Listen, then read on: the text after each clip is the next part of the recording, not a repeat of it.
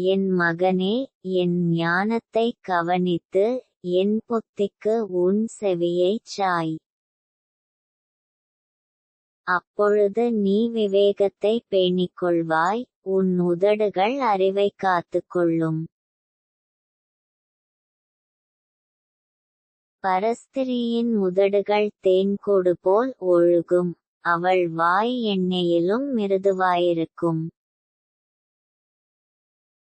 அவள் செய்கையின் முடிவோ எட்டியைப் போல கசப்பும், இருபுறமும் கருக்குள்ள பட்பயம் போல் கூர்மையுமாயிருக்கும்.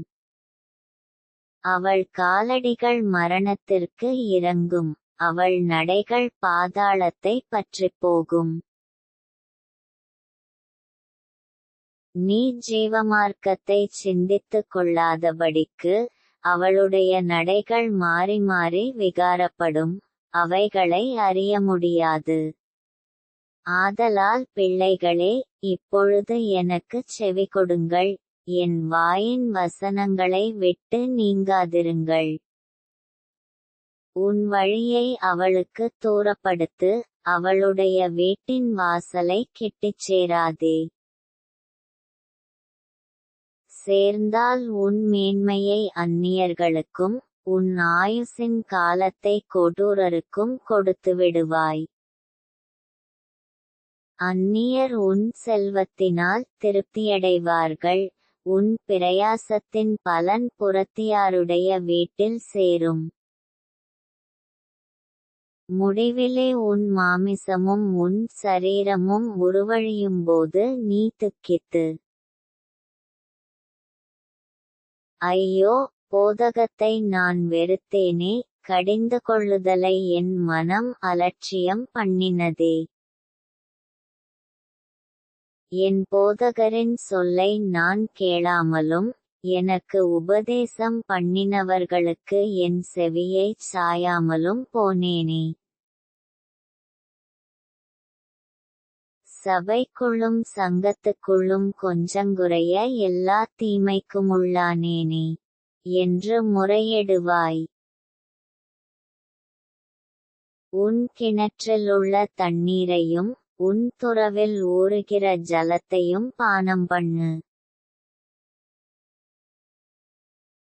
உன் ஊற்றுக்கள் வெளியிலும் உன் வாய்க்கால்கள் வீதிகளிலும் பாய்வதாக. அவைகள் அந்நியருக்கும் உரியவைகளாயிராமல் உனக்கே உரியவைகளாயிருப்பதாக. உன் ஊற்றுக்கண் ஆசீர்வதிக்கப்படுவதாக. உன் இளவயதின் மனைவியோடே மகிழ்ந்திரு, அவளே நேசிக்கப்படத்தக்க பெண்மானும் அழகான வரையாடும் போலிருப்பாளாக. அவளுடைய ஸ்தனங்களே எப்போதும் உன்னை திருப்தி செய்வதாக. அவளுடைய நேசத்தால் நீ எப்பொழுதும் மயங்கியிருப்பாயாக. என் மகனே, நீ பரஸ்திரியின்மேல் மயங்கித் திரிந்து அந்நிய ஸ்திரீயின் மார்பைத் தழுவ வேண்டியதென்ன? மனுஷருடைய வழிகள் கர்த்தரின் கண்களுக்கு முன்பாக இருக்கிறது, அவனுடைய வழிகளெல்லாவற்றையும் அவர் சீர்தூக்கிப் பார்க்கிறார். துன்மார்க்கனை அவனுடைய அக்கிரமங்களே பிடித்துக்கொள்ளும், தன் பாவக்கயிறுகளால் கட்டப்படுவான். அவன் புத்தியை கேளாததினால் மடிந்து தன் மதிகேட்டின் மிகுதியினால் மயங்கிப் போவான்.